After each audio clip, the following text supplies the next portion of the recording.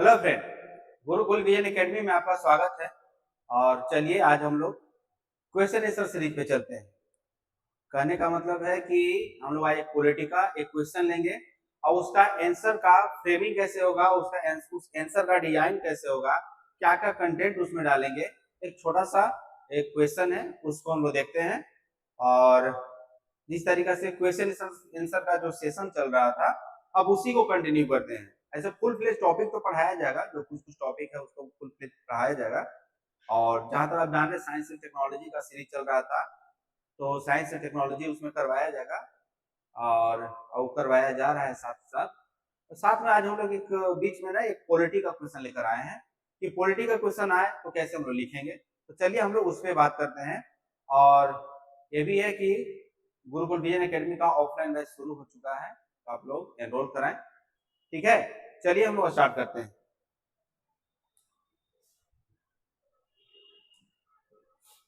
देखिए यहाँ पे क्वेश्चन एक देखते हैं कि आखिर है क्या ये। ठीक है, क्वेश्चन देखिए, विधि के शासन से आप क्या समझते हैं। देखिए क्वेश्चन को तोड़ना है। ठीक है, what do you understand by rule of law. ठीक है, पहला क्वेश्चन आप तोड़ दिए, इसमें हो गया आपका। दूसरा क्या है, स्पष्ट कीजिए यह विचार भारत के संविधान में परिलक्षित होता है। क्या यह जो विचार है क्या भारत के संविधान में परिलक्षित होता है, ये दूसरा क्वेश्चन है। ठीक है, अब इसी क्वेश्चन को तोड़ के हम लोग कैसे आंसर लिखेंगे, चलिए वो देखते हैं। देखिए सबसे पहले क्या है ना कि विधि की शासन की अवधारणा की व्याख्या करते हुए संक्षिप्त परिचय दीजिए। यानी विधि की शासन क्या है उसके उसके बारे में व्याख्या कीजिए थोड़ा सा, उसके बारे में हम लोग बताएंगे। ठीक है, यानी कि इंट्रोडक्शन इस तरीके से बताएंगे हम लोग। फिर क्या था दूसरा, विधि के शासन से जुड़े सिद्धांतों का उल्लेख करेंगे। यानी कि विधि का जो शासन है, ठीक है, विधि के द्वारा स्थापित जो शासन है उसके बारे में क्या क्या सिद्धांत है उसको देखेंगे। फिर क्या है कि संविधान के उन प्रावधानों की विवेचना करना है जिनमें यह विचार परिलक्षित होता है। यानी कि विधि के शासन का जो हम लोग संविधान के उन प्रावधानों का विवेचना करेंगे, उस प्रावधान के बारे में जानेंगे जहां पे यह परिलक्षित होता है कि विधि का शासन वहां पे है। अब क्या, उसके बाद अपना निष्कर्ष निकालिए, इन तीनों को कंक्लूड करना है आपको। तो देखिए इसमें किस तरीके से आप आंसर को डिजाइन करेंगे ताकि एक क्वेश्चन जो है स्ट्रॉन्ग बने, क्वेश्चन आपका स्ट्रॉन्ग बन जाए और एग्जामिनर को भी लगे कि नहीं ये बच्चा जो है, ये स्टूडेंट है, वो पढ़ने के लिए अच्छा से पढ़ा है, सब्जेक्टिव पकड़ उसका अच्छा है। तो सबसे पहले हम देखेंगे एबी डायसी। ठीक है ना, डायसी ये एक आपका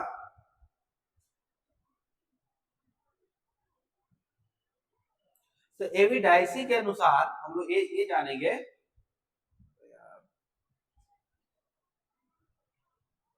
कि विधि का शासन का तात्पर्य क्या है। ठीक है, तात्पर्य है स्वेच्छाधारी शक्ति के प्रभाव के विपरीत नियमित विधि पूर्ण सर्वोच्चता या प्रधानता से है। इसका मतलब है कि जब भी कोई संविधान बनता है तो संविधान जो होता है वो लिखित होता है, एक बुक होता है। संविधान क्या होता है, मान के चलिए कि आपका क्या ये ब्लर कैसे हो रहा है, मान के चलिए कि कोई संविधान है आपके पास, तो संविधान एक बुक है। ठीक है, तो यहाँ पे आपका विधि लिखा हुआ है कि हाँ कोई भी शासन होगा वो किस तरीके से चला जाएगा। ठीक है, लेट सपोज कीजिए कि पहले राजतंत्र हुआ करता था, तो जब राजतंत्र हुआ करता था तो उसमें कोई संविधान ऐसा नहीं होता था, संविधान नहीं होता था उसमें। राजा का बेटा राजा, राजा का बेटा राजा बनता था उसका। जैसे प्रजातांत्रिक गणराज्य, जब आप लिच्छवी को देखेंगे, जब प्राचीन भारत में 16 महाजनपद था तो लिच्छवी वैशाली को जब देखेंगे तो उनका एक अपना संविधान था, गणतंत्र था वो। ठीक है, लेकिन प्राचीन काल में, मध्यकालीन काल में जब आप देखेंगे तो वहां पे राजा होते थे, लेकिन राजा कोई संविधान, रिटन संविधान नहीं होता था। लेकिन जब देखेंगे विश्व का सबसे पहला लिखित संविधान 1776 में ठीक है, 1776 में यूएसए में लिखाया। ठीक है, यानी सबसे पहला लिखित संविधान आपको यूएसए में लिखाया। इसमें क्या है, एक दस्तावेज है। इस दस्तावेज में हर एक चीज के बारे में बताया गया है कि हाँ क्या होगा, जब ये होगा तो उसका क्या होगा। ठीक है, उस तरीके से देखेंगे हम लोग। ठीक है, तो देखेंगे तो वही बोल रहा है कि मतलब संविधान में वो सर्वोच्चता है, वो लिखा हुआ है। अब उसी के अनुसार जब कोई काम होता है तो उसी को हम लोग विधि का शासन बोलेंगे। ऐसा नहीं कि स्वेच्छाचारी अपना मनमानी कुछ भी कर सके। लेट सपोज कीजिए कि कार्यपालिका आपके पास है, तो क्या कार्यपालिका या विधायिका या न्यायपालिका अगर ये अपने आप पे आ जाए तो कुछ भी कर सकते हैं। ठीक है, लेकिन संविधान में चेक एंड बैलेंस का रूल भारतीय संविधान में अपनाया गया है कि अगर कार्यपालिका विधायिका अगर बियॉन्ड द कॉन्स्टिट्यूशन जाकर काम करते हैं तो न्यायपालिका उनका देख रेख करेगा, न्यायपालिका उनकी शक्तियों तक रोकेगा। ठीक है, तो इस तरीके से उसी तरीके से यह कार्यपालिका की स्वेच्छाचारिता, देखिए स्वेच्छाचारिता और स्वविवेक के अस्तित्व का अपवर्जन करता है। यानी कि कार्यपालिका, लेट सपोज कीजिए कि हमारे पास फुल बहुमत की सरकार आ जाए और देश में जो मन चाहे वो संविधानिक संशोधन कर दे या जैसे मन वैसे चलाए, तो क्या ये पॉसिबल है? क्योंकि कार्यपालिका है, कार्यपालिका पूरा का पूरा देश उसके हाथ में है, पूरा का पूरा शासन उसके हाथ में है।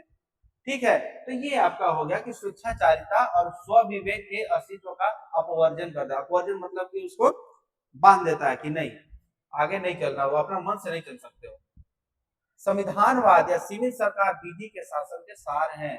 ठीक है, संविधानवाद, संविधान में जो लिखा गया है उसी के अकॉर्डिंग चलना है। ठीक है, वो हो गया। और दूसरा हो गया आपका विधि के शासन का सार है। सिविल सरकार, सिविल सरकार का मतलब ये नहीं है कि 10-20 मंत्री हो, ऐसा कुछ नहीं है। सिविल सरकार का मतलब कहना तात्पर्य ये है कि आपका जो सरकार है वो लिमिटेड है, यानी संविधान के दायरे में ही काम करेगा। वही हो गया आपका। केवल एक ऐसा राज्य जो विधि द्वारा शासित है और न्याय एवं समता के आदर्शों को आत्मसात करता है। ठीक है, न्याय एवं समता के आदर्शों को आत्मसात करता है, उसे ही विधि का शासन वाला राज्य कहा जाता है। उसे ही विधि के शासन वाला राज्य कहा जाता है।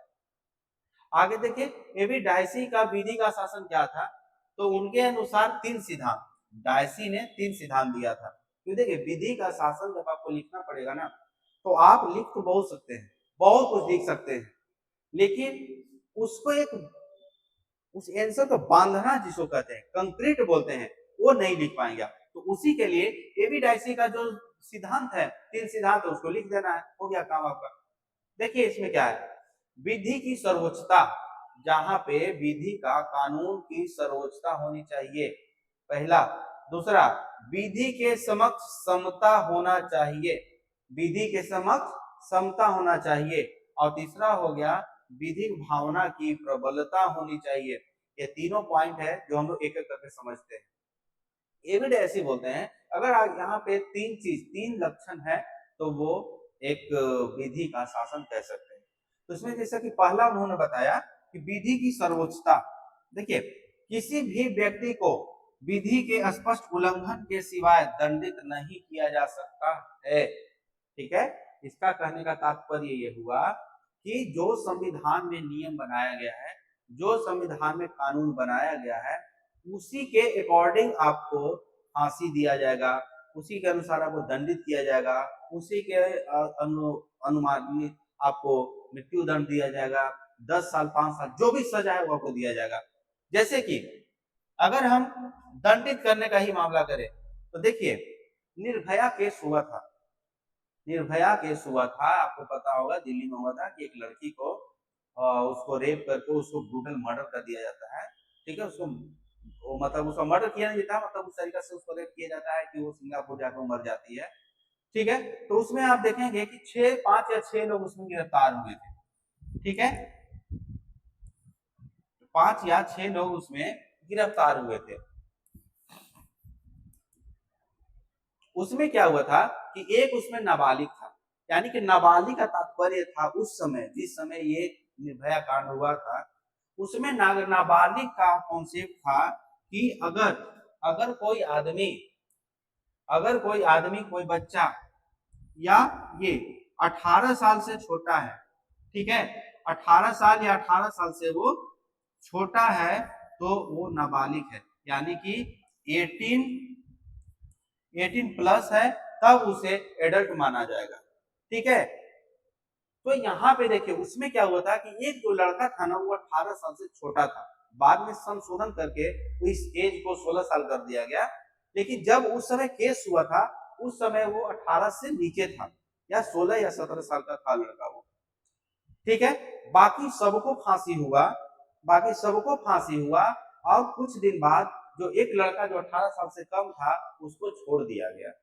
क्यों छोड़ दिया गया? क्योंकि उस समय का कानून में, संविधान में लिखित था कि जो नाबालिग होंगे उनको सुधार गृह में रखा जाएगा। भले उसको बाद में संशोधन करके 14 साल, 10 साल, 12 साल आप कर दीजिए, वो तो बात की बात हो गया आपका। साथ ही साथ आप देखेंगे कि इंदिरा गांधी जब सरकार थी तो उनको इलाहाबाद हाईकोर्ट बुला लिया गया था। ठीक है, इलाहाबाद हाईकोर्ट बुलाया गया था। तो जब आप मूवी देखेंगे तो उसे पता चलेगा कि इंदिरा गांधी कोर्ट में जाती तो है लेकिन कटघरे में खड़ा नहीं होती है। क्यों? क्योंकि इस प्रोविजन है कि प्रधानमंत्री अपने पद पे रहते हुए कटघरे में खड़ा नहीं हो सकता है। तो वो विधि का शासन है, वो बनाया हुआ है। तो वही बोल रहा है कि विधि की सर्वोच्चता, यानी संविधान में जो लिखित है वो सर्वोच्च होगा, उसके सिवाय कुछ नहीं होगा। वो है जो लिखा है वहीं तक काम चलेगा। ठीक है, इसमें मनमाने तरीके से गिरफ्तारी से सुरक्षा और स्वयं के बचाव करने के लिए अधिकार शामिल है। ठीक है, कि मनमाने तरीके से आप किसी को गिरफ्तार कर लेते हैं। ठीक है, आप गिरफ्तार कर लेते हैं, उसमें क्या हुआ आपका कि आप जाके हाई कोर्ट चले जाते हैं, गुहार लगा देते हैं, पीआई लगा देते हैं, या आपका जीवन का अधिकार है वो लगा देते हैं। तो आर्टिकल 20, 21, 23 आप 21, 22 और 20 यानी 20, 21, 22 इसके अनुसार आप अपने आप को बचाव कर सकते हैं। इसमें क्या था कि गिरफ्तारी से सुरक्षा, आप मान लीजिए गिरफ्तार कर दिए किसी को, तो अब क्या है, आपके पास अधिकार है, तो आप सुप्रीम कोर्ट, हाई कोर्ट में जाएंगे, अधिकार परीक्षा लगा देंगे, अधिकार परीक्षा। ठीक है, तो उसमें क्या होगा कि आपको क्या अधिकार है, या फिर आप देखिए उसमें परमादेश हो गया।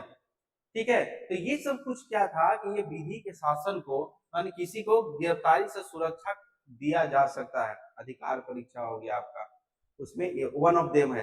तो इस तरीके से गिरफ्तारी से छूट आपको, मान के चलिए कि कोई लेडी क्राइम कर देती है, तो ये वहां पे गिरफ्तार करना उसको जरूरी है, लेकिन अधिकार कैसे, सुरक्षा कैसे दिया गया कि लेडी अगर कोई भी काम करती है या लेडी कोई भी गुनाह करती है और उसको गिरफ्तार करने की बात आ गई, तो वहां पे एक लेडी ऑफिसर ही आकर उसको गिरफ्तार कर सकती है। तो वो इसीलिए गिरफ्तारी से सोचा। स्वयं के बचाव के लिए आप एक वकील रख सकते हैं, संविधान में लिखा गया है, अपना बचाव के लिए आप स्वयं से वकील रख सकते हैं। तो इस तरह क्या है, यानी विधि की सर्वोच्चता है, बहुत अथाह सागर है, लेकिन बस इतना लिख के निकलना है। विधि के समक्ष समता, इसका अर्थ है कि सभी व्यक्ति विधि के समक्ष समान है, विधि के समक्ष सब समान है, चाहे उनकी स्थिति पद कुछ भी हो।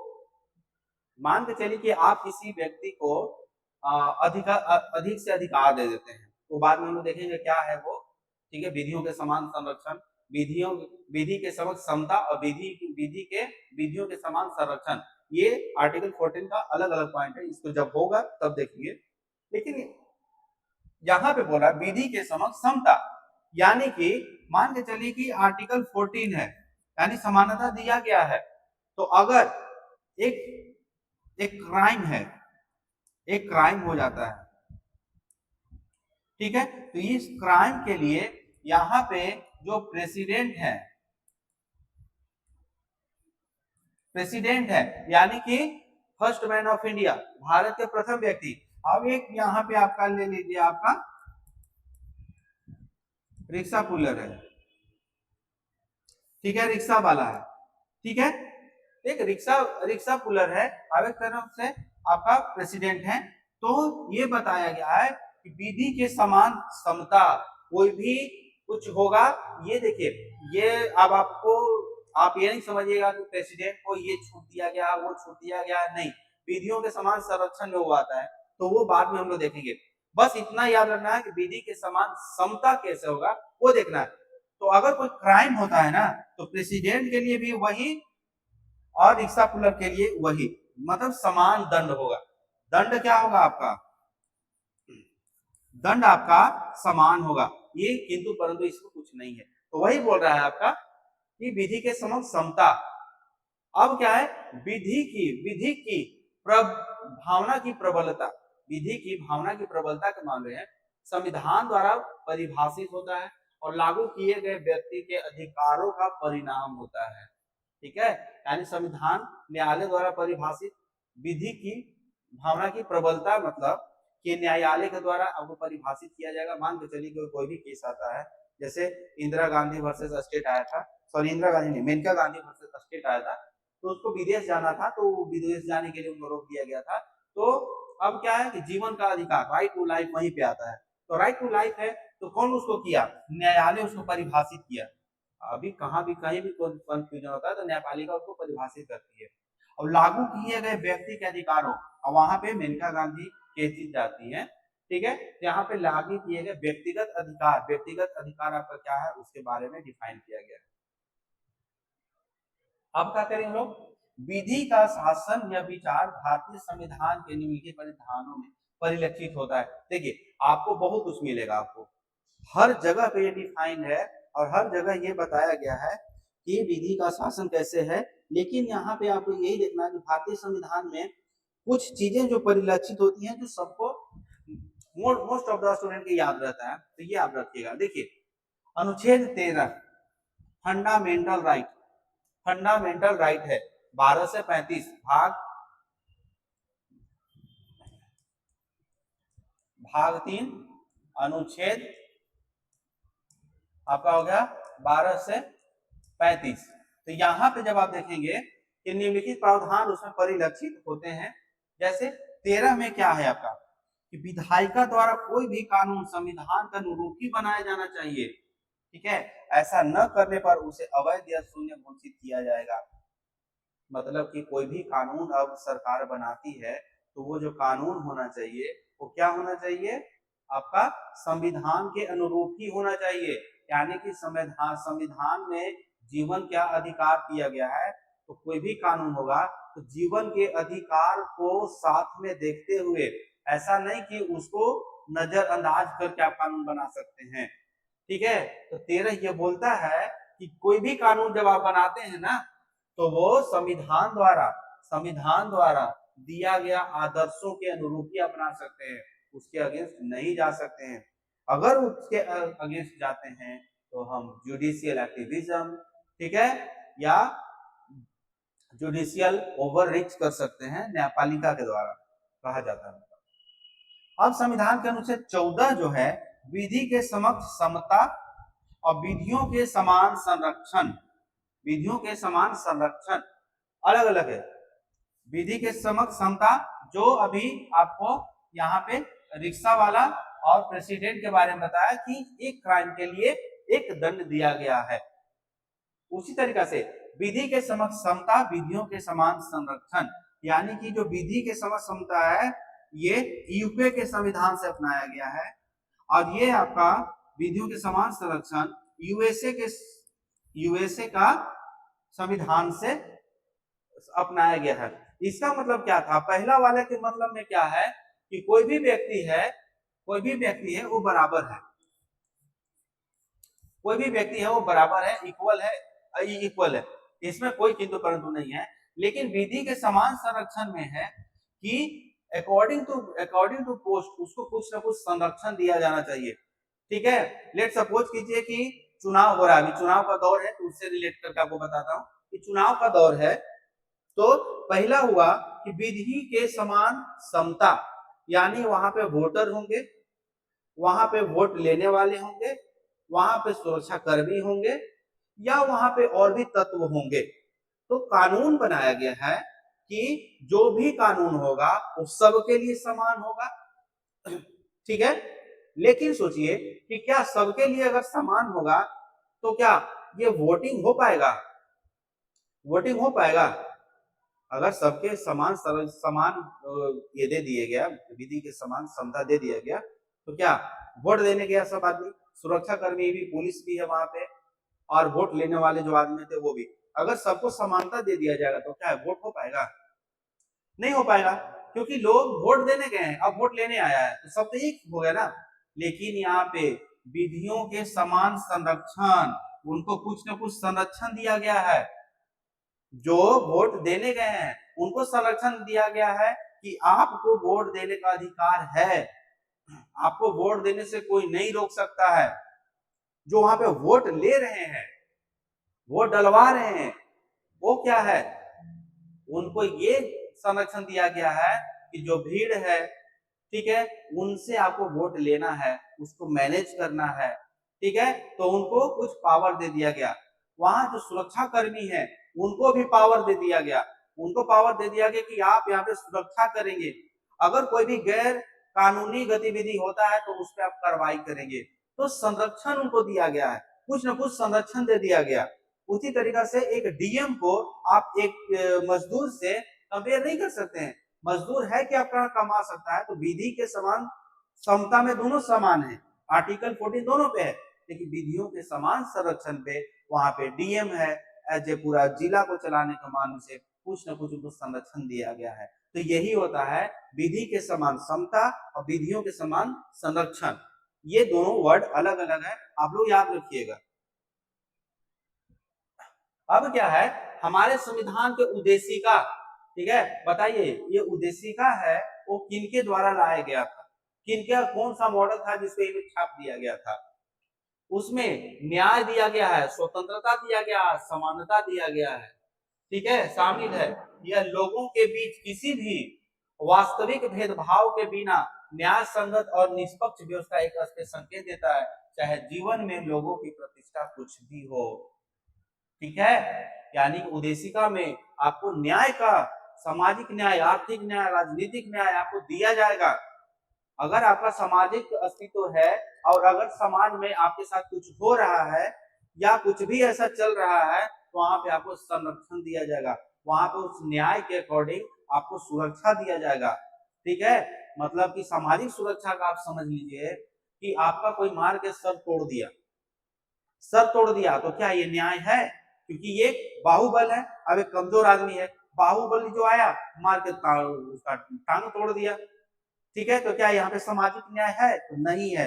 इसको चेक एंड बैलेंस कैसे करेंगे? तो जो कमजोर आदमी है जिसका पैर तोड़ा, ठीक है, तो उसका इलाज करवाएंगे, सब सारा ट्रीटमेंट देंगे, और दूसरी तरफ जो बाहुबल आदमी है उसको इस सजा के लिए, मतलब ये जो घटना किया वो, ये जो जो विक्टिम है ना, अब उसको क्या करेंगे हम लोग, जो मारा है उसको हम लोग सजा देंगे, ठीक है, उसमें जेल हो सकता है, दंड हो सकता है, कुछ भी हो सकता है।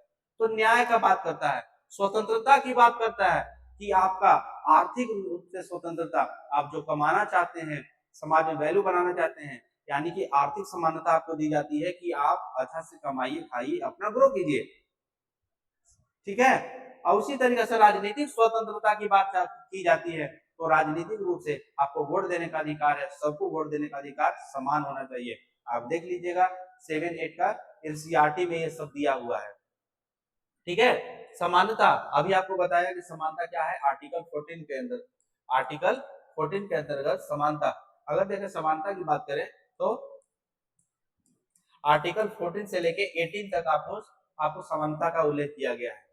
अनुच्छेद 21, अनुच्छेद 21, इसमें क्या देखा गया, बहुत मस्त आर्टिकल है, मस्त आर्टिकल है, जब आप इसको पढ़ेंगे ना रियली एकदम डूब जाएगा, बहुत अच्छा आर्टिकल है।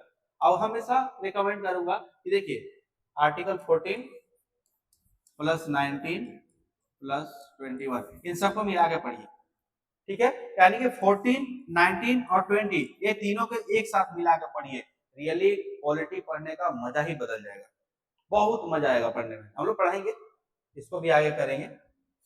देखिए अनुच्छेद 21 में क्या है, संविधान द्वारा प्रत्येक व्यक्ति को जीवन एवं दैहिक स्वतंत्रता का अधिकार दिया गया है। राइट टू लाइफ दिया गया है, यहाँ पे वही बता रहा है कि राइट टू लाइफ दिया गया है, दैहिक स्वतंत्रता, ठीक है, जो ये आधारभूत मानवाधिकार है। मतलब कि आप अपने जीवन का अधिकार आपको खुद है। राइट टू एजुकेशन क्यों दिया गया? क्योंकि आप मानव हैं, आपको पढ़ने लिखने का हक है, आपके पास संसाधन नहीं है तो आप कहां जाएंगे? क्योंकि ये देश में जो कुछ भी है वो आपका है, जनता का है, यहाँ के लोगों का है। तो हर लोग के पास ये कैपेसिटी नहीं होता है उस संसाधन का अच्छा से उपयोग कर सके, उपभोग कर सके। इसीलिए क्या होता है कि हम लोग मान के चलिए कोई भी घर चलाने के लिए एक मालिक होना चाहिए। हर एक आदमी अपने अनुसार चलेगा तो नहीं चलेगा। संविधान, एक घर का कुछ भी होता है संविधान होना चाहिए कि नहीं ये काम करना है तो इतना दिन में करना है। तो भारत का संविधान है, तो संविधान में ये बोला गया है कि जो ये भी 140 करोड़ जो लोग हैं अभी ये मिलकर अपना प्रतिनिधि चुनेंगे। क्योंकि मान के चलिए संसद में 550 की क्षमता है, ठीक है, क्या पूरा देश में 140 करोड़ लोग हैं, तो क्या 140 करोड़ लोग को वहां पर बैठाया जा सकता है सदन में? बताइए आप लोग, नहीं बैठाया जा सकता। इसीलिए अपने में से लोग एक नेता चुनते हैं, बोलते हैं कि आप जाइए, हम लोग का सपोर्ट आपके साथ है, आप जाके वहां पे प्रतिनिधित्व कीजिए। और अलग अलग क्षेत्र से अलग अलग प्रतिनिधि मिलके ये क्या होता है, संसद बन जाता है, ठीक है। खैर आज का जो लोग प्रतिनिधि कैसे हैं वो आप ही जान रहे हो, आप ही वोट देते हैं, इसलिए हम लोग संभल के वोट देना है, ठीक है। तो ये क्या है, तो सबका अधिकार है। तो जब सबका अधिकार है तो भैया हमको दो, हम तो तुमको दे दिए अपना कि तुम ये सब संसाधन का उपयोग करो, हम लोग को जो चाहिए हम लोग को दो। तो उसी रूप से कि जीवन एवं दैहिक स्वतंत्रता का अधिकार है, जीवन का अधिकार आर्टिकल 21 में, ठीक है, कि आप अपने अकॉर्डिंग जी सकते हैं, अपने अकॉर्डिंग खा सकते हैं, अपने अकॉर्डिंग पी सकते हैं, एक मानव का अधिकार है। और जब ये मानव का अधिकार है, अब इसको जब संविधान में एक दर्जा दे दिया गया, उसको संविधान में लिख दिया गया, उसी को हम लोग क्या बोलते हैं, मानवाधिकार बोलते हैं, ठीक है। और उसको हम लोग भारत के संविधान में मौलिक अधिकार के नाम से जानते हैं। तो आर्टिकल 1 आपका जीवन के स्वतंत्रता से है। देखिए विधि का शासन संविधान की एक मूलभूत विशेषता है, ठीक है, जो पूरे संविधान के ताने बाने में व्याप्त है और संवैधानिक संरचना का एक अभिन्न अंग है, ठीक है, संवैधानिक संरचना का एक अभिन्न अंग है और मूलभूत विशेषता है। यानी कि विधि के शासन को संविधान के अंतर्गत जो लिखा गया है वो मूलभूत है, यानी कि प्राइम है, वो उसको नहीं हटाया जा सकता है या उससे छेड़छाड़ आप नहीं कर सकते हैं, ठीक है। तो ये आपका हो गया। आगे देखिए इसमें क्या है, यहाँ पे विधि के शासन का सिद्धांत को बनाए रखने के लिए न्यायपालिका की स्वतंत्रता सुनिश्चित की गई है। न्यायपालिका को ही राज्य के प्रत्येक अंग को विधि की सीमा के अंदर रखने और इस तरह के विधि के शासन का समर्थन और प्रभावी बनाने का कार्य सौंपा गया है। मान के चलिए कि हमारे जो देश है, संविधान में तीन अंग बनाया गया है। उसमें एक आपका है आपका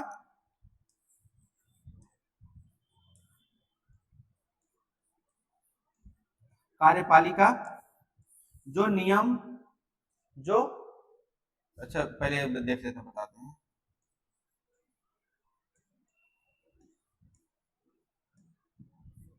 विधायिका और यहाँ हो गया न्यायपालिका।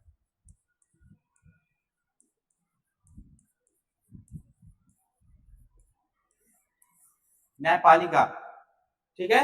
विधायिका का क्या काम है, आपका विधि बनाना, कानून बनाना। विधायिका का काम है कानून बनाना, नियम बना दिया वो। और जब नियम बना दिया तो इसको कौन चलाएगा भाई? विधायिका में तो बहुत सारे लोग हैं, चला सकते हैं तो नहीं, विधायिका को ये जो नियम बनाया वो नियम को चलाएगा कौन? कार्यपालिका। कार्यपालिका मतलब कार्यपालिका कार्य करने वाली पालिका है, ठीक है, नगर पालिका है तो नगर को पालने वाला पालिका है। उसी तरीका कार्य को पालेगा ये, यानी कार्य को सुचारू रूप से सुचारू ढंग से चलाएगा, ये हो गया आपका कार्यपालिका, ये काम करेगी। यानी नियम कौन बनाया? विधायिका। और उस नियम को कौन संचालित किया? कार्यपालिका।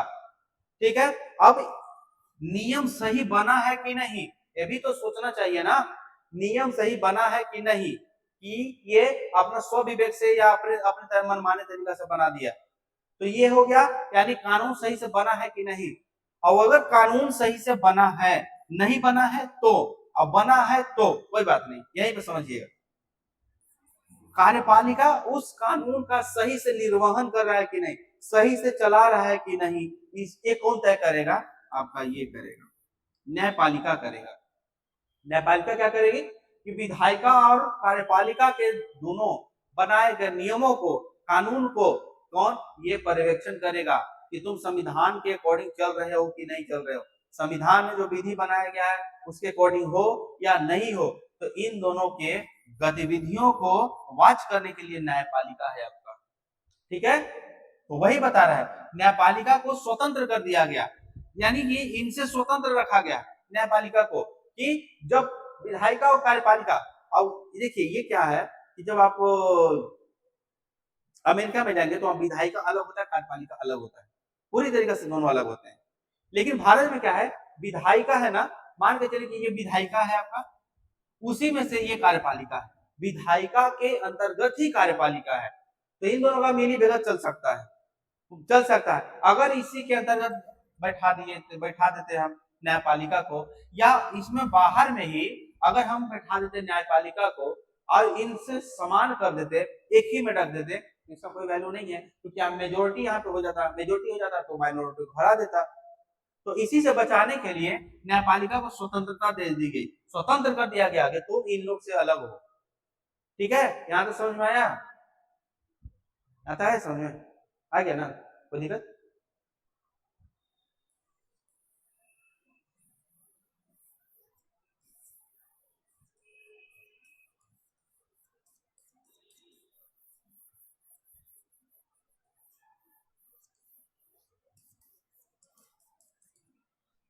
चलिए आगे देखते हैं हम लोग। अगला क्या है, संवैधानिक सर्वोच्चता के माध्यम से विधि का शासन सुनिश्चित किया जाता है, क्योंकि विधायिका और कार्यपालिका से ही अपना अधिकार प्राप्त करते हैं। कार्यपालिका संविधान से, बताया ना कि विधायिका और कार्यपालिका ये दोनों, न्यायपालिका, ये सब किससे, संविधान से ही अधिकार प्राप्त करते हैं कि मेरा अधिकार क्या है। उसी तरीके से भारतीय संविधान के अनुच्छेद 32 के अंतर्गत ये उच्चतम न्यायालय को बताया गया है बंदी प्रत्यक्षीकरण, यानी तो चलिए बताते हैं, बंदी प्रत्यक्षीकरण, परमादेश, प्रतिषेध, अधिकार परीक्षा, उत्प्रेषण, ठीक है, रिट जारी किया जाता है, जारी करना, उच्चतम न्यायालय को न्यायिक समीक्षा की शक्ति भी दी गई है। चलिए पहले हम लोग इसको यहां तक समझते हैं। ठीक है, यहां से यहां तक समझ रहे हम लोग।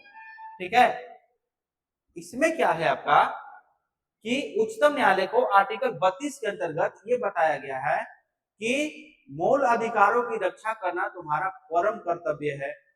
जब परम कर्तव्य है तो मूल अधिकार किसको सुरक्षा देता है? नागरिकों को सुरक्षा देता है। इस सरकार के खिलाफ आप इसमें अपना आवाज उठा सकते हैं, अपनी मांग कर सकते हैं। ठीक है, तो सबसे पहले ये देखेंगे कि संविधान में दिया गया है, तो अब आप डायरेक्ट सुप्रीम कोर्ट जा सकते हैं। डायरेक्ट सुप्रीम कोर्ट जाने का अधिकार आर्टिकल 32 का है, एंड 2 to 6 डायरेक्ट आप हाई कोर्ट के अंतर्गत जा सकते हैं। तो इसमें क्या है आपका कि बंदी प्रत्यक्षीकरण, जैसा कि आपको बताया था कि अगर कोई व्यक्ति को कोई गिरफ्तार कर लिया, बेवजह गिरफ्तार कर लिया, तो आप 32 के अंतर्गत सुप्रीम कोर्ट में जाके आप बता दीजिए कि वो व्यक्ति इस आधार पे गिरफ्तार न करके वो दूसरा अधिकार से गिरफ्तार कर लिया है, और जब गिरफ्तार कर लिया है तो जब गिरफ्तार कर लिया तो क्या होगा, सुप्रीम कोर्ट देखेगी, जांच करेगी और बोलेगा जो बंदी बनाया ना उसको प्रत्यक्ष करो, यानी तुम मेरे पास लाओ, यानी मेरे समक्ष खड़ा करो, वही होगा बंदी प्रत्यक्षीकरण। तो बंदी प्रत्यक्षीकरण कुछ हुआ तो आर्टिकल 32 के अनुसार सुप्रीम कोर्ट जाके बंदी प्रत्यक्षीकरण रिट जारी करेगा, और जो भी होगा जहां भी होगा उसको लाके खड़ा करेगा। इसके बाद न्यायपालिका सही गलत का डिसीजन अपने करेगी। ठीक है, परमादेश, परम आदेश, न्यायपालिका परमादेश के अंतर्गत ये आदेश देती है। अब ये परमादेश याद रखिएगा, सिर्फ सरकारी जो गतिविधि होता है ना, या सरकारी जो बॉडी होते हैं वहीं पे जारी किया जाता है। परमादेश यानी हम तुमको आदेश देते हैं कि यही तुमको काम करना है, ठीक है, यानी परमादेश। उसी तरीके से प्रतिषेध और उत्प्रेषण ये उच्च न्यायालय द्वारा, यानी कि ऊपर वाले न्यायालय, यानी कि सुप्रीम कोर्ट हाई कोर्ट को ऑर्डर देगा, और हाई कोर्ट सुप्रीम कोर्ट को, सॉरी लोअर कोर्ट को, इस तरीके से। यानी कि मान के चलिए कि प्रतिषेध और उत्प्रेषण इसमें क्या होगा, ये देखिए ऊपर में सुप्रीम कोर्ट है, फिर हाई कोर्ट है और फिर लोअर कोर्ट है, ठीक है, लोअर कोर्ट है, ये इसको और ये इसको या ये इसको, ठीक है। इसमें प्रतिषेध यानी कि लोअर जो कोर्ट है या कुछ भी काम कर रहे हैं, अब अगर उच्च न्यायालय को ऐसा लग जाए कि वो काम विधि के अनुसार नहीं हो रहा है या कुछ भी हो रहा है, तो ये प्रतिषेध जारी कर देगा। अब बोलेगा कि जो तुम कर रहे हो वो रोको, तुम इसको रोको। अब क्या हुआ, उत्प्रेषण रेट होता है, इसमें क्या होता है कि उत्प्रेष कर लेना, यानी कि इन लोग के पास कोई मामला है उसको सीधे ऊपर मंगा लिया वो कि नहीं तुम ऊपर लाओ, वो ऐसा काम है, ठीक है। तो एक बार इसको देख लीजिएगा कैसे होगा आपको। साथ में न्यायिक समीक्षा, यानी कि न्यायिक समीक्षा अभी जस्ट आपको बताया था कि कार्यपालिका विधायिका किस रूप में काम कर रहे हैं, नहीं कर रहे हैं, विधि के अनुसार कर रहे हैं या विधि के अनुसार नहीं कर रहे हैं, कर रहा है, उसी को देखा गया है कि उसको समीक्षा करेगा, कौन करेगा, न्यायपालिका करेगा। अब जब यही न्यायपालिका समीक्षा करेगा तो वही आपका न्यायिक समीक्षा कहलाएगा, ठीक है। इतना हम लोग लिख दिए। अब इतना लिखने के बाद आपको क्या करना है कि निष्कर्ष निकाल देना। इतना लिख देने के बाद जिस तरीका से मान के चलिए कि आप कॉपी लिखें और मेरे पास चेक करने गया, अगर इतना कंटेंट लिखा है तो मेरे दिमाग में तो आ जाएगा ना कि हाँ ठीक है, बच्चा तो अच्छा से पढ़ा लिखा है और इसको अच्छा से जान रहा है, बस आपको नंबर मिल जाएगा, ठीक है। उसी तरीके से एग्जामिनर को अंदर ये मतलब थॉट प्रोसेस चलना चाहिए कि आपका कॉपी में जो लिखा है कि बच्चा अच्छा जान रहा है, क्योंकि आपका चेहरा वो नहीं देख रहा है, आपका कॉपी देख रहा है, कॉपी से ही आपका व्यक्तित्व वहां परीक्षण कर रहा है। देखिए विधि के सर्वोच्च वह भावना है जो न्याय और समानता के पर आधारित संविधान को संचालित करती है, विधि के शासन द्वारा स्थापित है, विधि के शासन द्वारा स्थापित है। विधि का शासन विकसित हुआ है, विधि का शासन विकसित हुआ है तथा यह मानवाधिकारों से जुड़ा है। यह विधि के शासन से विकसित हुआ, मानवाधिकार से जुड़ा है। क्यों? क्योंकि विधि के अनुसार अगर आप चलते हैं तो किसी भी मानव अधिकार का हनन नहीं होगा, ठीक है। भारत में कई मामलों में न्यायपालिका द्वारा विधि के शासन को बरकरार रखा गया है, जिसके कारण मानवाधिकार का उल्लंघन के लिए नए उपचारों का निर्माण हुआ है, ठीक है। वही पुरातन कानूनों को निरस्त करना, कानूनों का दुरुपयोग से बचाव करना, राजनीति के अपराधीकरण को रोकना आदि विधि के शासन बनाए रखने की सही कार्रवाई है। इसका मतलब ये हुआ कि आप इसमें विधि का शासन बनाए रखने के लिए न्यायपालिका समय समय पे अपना तरीका से एक्टिविज्म लाते रहती है, ठीक है। जैसे कानूनों का दुरुपयोग से बचाव अगर आपको करना है, कानून का दुरुपयोग करने से बचना है तो आपको क्या सजा देना पड़ेगा, और वो सजा जो जैसा होगा उसी अनुसार आपको सजा दिया जाएगा, ठीक है। ठीक है, पुराने कानून है, पुराने कानून में क्या है कि कुछ भी दे दिया गया, जैसे uniform civil code, uniform UCC जो है यूनिफॉर्म सिविल कोड है, कोड ऑफ कंडक्ट जो है या कोड ऑफ कंडक्ट, यानी कि सबको आपको चलना पड़ेगा, ठीक है। यानी 44 में जो है यूसीसी यूनिफॉर्म सिविल कोड जो है उसमें ये बताया गया है कि मुस्लिम का कानून अलग है, तलाक देने की विधि अलग है, या वो लोग अपने अनुसार अपना विवाह तलाक या कुछ भी करते हैं, उसका बहुत मिस यूज होता है तो उसको हटा दिया गया। तो ठीक है, इस तरीके से आप इस आंसर को लिख सकते हैं, ठीक है। तो फ्रेंड आप एक काम कीजिएगा कि ये क्वेश्चन जो है आपका, इस क्वेश्चन को आप लोग लिखिए और इस क्वेश्चन को लिख के और क्या होगा तो ज्यादा से ज्यादा आप लोग व्हाट्सअप कीजिए, व्हाट्सअप करके आप लोग दीजिए, हम लोग इसका फीडबैक देते हैं इसके बाद ये मॉडल आंसर देखिए, अब इसी मॉडल आंसर के अनुसार आप उसका रिलेट करके अपना आंसर को मिलाइए, देखिए कि क्या आपका स्कोर है, कैसे है। तो चलिए फ्रेंड, ऑल द बेस्ट। फिर नेक्स्ट लेक्चर में आप सबसे मिलते हैं। चलिए, धन्यवाद।